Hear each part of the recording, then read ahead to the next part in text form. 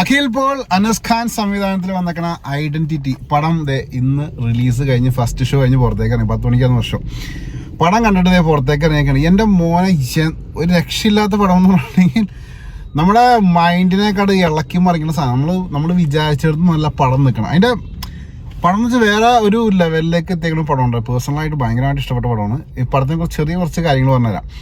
പടം ബേസിക്കലി ഇപ്പം നമുക്കറിയാലോ, ഒരു ത്രില്ലർ സ്വഭാവം അല്ലെങ്കിൽ ത്രില്ലർ എന്ന് പറയാം, പ്യുവർ ത്രില്ലർ ആയിട്ടുള്ള പടമാണ്.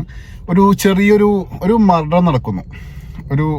ഒരു ആളൊഴിഞ്ഞ സ്ഥലത്ത് ഒരു പഴയ ഒരു ബിൽഡിങ്ങിൽ ഒരു തീപിടുത്തം എന്നൊക്കെ നിങ്ങൾ പടം കണ്ട് മനസ്സിലാക്കിയാൽ മതി.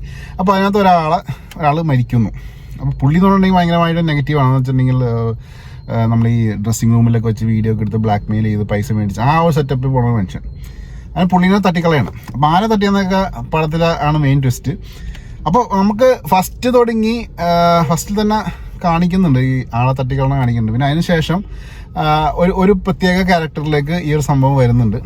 അപ്പോൾ എന്തായാലും നമ്മൾ വിചാരിക്കും ഇയാൾ തന്നെയാണ് എന്ന് നമ്മുടെ മനസ്സൊക്കെ നമ്മൾ ഉറപ്പിച്ച് വെച്ചേക്കണം. കാരണം എന്ന് വെച്ചിട്ടുണ്ടെങ്കിൽ ഇങ്ങനത്തെ കഥാപാത്രങ്ങൾ ആ രീതിയിലാണ് അങ്ങോട്ട് വന്നേക്കണം. എന്ന് വെച്ചിട്ടുണ്ടെങ്കിൽ ഇപ്പോൾ തൃശ്ശയെ നമുക്ക് എടുക്കാം. അതേപോലെ തന്നെ നമ്മുടെ വിനയ് വരുന്നുണ്ട്, തമിഴിലെ വിനയ് വരുന്നുണ്ട്. പിന്നെ നമ്മുടെ ലീഡ് റോളിൽ നിൽക്കണ ടൊവിനോക്ക് ഒരു രക്ഷയില്ല, വേറെ റേഞ്ച്. കഥാപാത്രം പിടിച്ചിട്ട് പോയിട്ടുണ്ട്, അവിടെ നിന്ന് അനക്കം വന്നിട്ടില്ല. ആ ഒരു സ്ട്രെയിറ്റ് ഇതിൽ തന്നെയാണ് പുള്ളി പോയേക്കണം. അത് സംഭവിക്കണോട്ടോ, ഒരു രക്ഷയില്ല. എന്നുണ്ടെങ്കിൽ നമുക്ക് പടത്തിൽ ഇൻ്റർവെല്ലിൽ എത്തുന്നവരെ നമുക്ക് വേറൊരു രീതിയിലേക്ക് നമ്മുടെ ചിന്ത പോകും. പക്ഷേ തിരിച്ച് ആ ഒരു കേന്ദ്ര കഥാപാത്രം, ആ പുള്ളിയാണ് ഇത് ചെയ്തേക്കണേന്ന് നമ്മുടെ മനസ്സിലേക്ക് വരും. പക്ഷേ ഇൻ്റർവെല്ലിൽ ഒരു പഞ്ച് സാധനം വരുന്നുണ്ട്. ഈ ഒരു രേഖാചിത്രം വരയ്ക്കുന്ന സംഭവമാണ്. ഈ പടം മൊത്തം രേഖാചിത്രത്വമേ ഇരിക്കും. എന്ന് വെച്ചിട്ടുണ്ടെങ്കിൽ നമ്മൾ ഈ സ്കെച്ച് വരച്ചിട്ട്, ഈ കുറ്റവാളിയുടെ സ്കെച്ചും കാര്യങ്ങളൊക്കെ വരച്ചിട്ട് ഇതാളല്ലേ എന്ന് ചോദിക്കുന്ന സംഭവം ഉണ്ടല്ലോ. പക്ഷേ സ്കെച്ച് മിസ്ലീഡിങ് ആണ്. സ്കെച്ചിൽ നമുക്ക് ഒരു രീതിയിലും വിശ്വസിക്കാൻ പറ്റില്ല. നമ്മുടെ മനുഷ്യ മനസ്സങ്ങൾ സ്കെച്ച് കറക്റ്റായിട്ട് 100% ആക്യുറേറ്റ് ആവില്ല എന്നുള്ള ആ ഇൻഫോർമേഷനും പ്രൂഫും കാര്യങ്ങളൊക്കെ പടത്തിനകത്ത് പറഞ്ഞു പോകുന്നുണ്ട്. അതൊക്കെ തന്നെയാണ് ഈ പടത്തിൻ്റെ മെയിൻ ഫസ്റ്റ് ഹാഫിൽ വന്നിരിക്കുന്ന പ്ലോട്ട്. അപ്പോൾ ഒരു രേഖാചിത്രം വരുന്നുണ്ട്. അപ്പോൾ രേഖാചിത്രം വരച്ച് ആദ്യം ഒരാളുടെ വരക്കും, പിന്നെ രണ്ടാമത് വേറൊരാളുടെ വരക്കും. അപ്പോൾ നമുക്ക് തന്നെ കൺഫ്യൂഷനാവും. അപ്പോൾ ഒരു സയൻസിലെ കുറച്ച് കാര്യങ്ങളൊക്കെ പറയുന്നുണ്ടെങ്കിൽ രേഖാചിത്രം അങ്ങനെയാണ്, ഇല്ലാത്ത ആൾക്കാരൊക്കെ നമ്മൾ വരച്ച് കാണിക്കുന്നൊക്കെ പറഞ്ഞു. പക്ഷേ ആ വരച്ച ആൾ നമ്മളില്ലാന്നൊക്കെ പ്രതീക്ഷിച്ചിരിക്കുമ്പോൾ ഇൻ്റർവെൽ പഞ്ചിൽ ആ ആൾ കയറി വരയണം. അതാണ് സംഭവം. അത് കഴിഞ്ഞിട്ടാണ് പിന്നെ പടത്തിൻ്റെ ഫുള്ള് ട്വിസ്റ്റ്.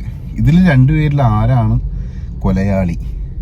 കൂടാതെ നമുക്ക് തൃശ ഒരു ആക്സിഡൻറ്റ് സംഭവിക്കുന്നുണ്ട്. അപ്പോൾ ആക്സിഡൻറ്റ് അത് പുള്ളിക്ക് അധികം ചെറിയൊരു മെമ്മറിയുടെ പ്രശ്നം വരുന്നുണ്ട്.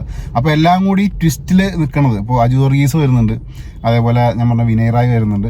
അപ്പോൾ ഇവരൊക്കെ കൂടി ഈ ഒരു കേസിൻ്റെ പുറകെ ഓടി അവസാനം കുറ്റവാളിനെ കണ്ടെത്തുമോ ഇല്ലയോ, കുറ്റവാളിയുടെ അവിടെ ലാസ്റ്റൊക്കെ ഒരു രക്ഷയില്ലാത്ത ട്വിസ്റ്റ് ഇടുന്നുണ്ട്. ട്വിസ്റ്റ് ഞാൻ പറയുന്നില്ല, പടം കൂടുതൽ പറഞ്ഞ് ഞങ്ങളെ ഈ പടത്തിനോട് ഇൻട്രസ്റ്റ് കളയുന്നില്ല. അപ്പോൾ എന്തായാലും തിയേറ്ററിൽ മസ്റ്റ് വാച്ച് ആയിട്ടുള്ള പടം ഉണ്ടോ, ഒന്നും പറയാനില്ല. ഐഡന്റിറ്റി ദ ബെസ്റ്റ് ത്രില്ലർ എന്നൊക്കെ പറയാം. ഇൻവെസ്റ്റിഗേഷൻ ത്രില്ലറാണ് പടം. അടുത്ത പടത്തിന് റിവ്യൂ ആയിട്ടാണ്. ഇഷ്ടപ്പെട്ട ലൈക്ക് ചെയ്തേക്കാം.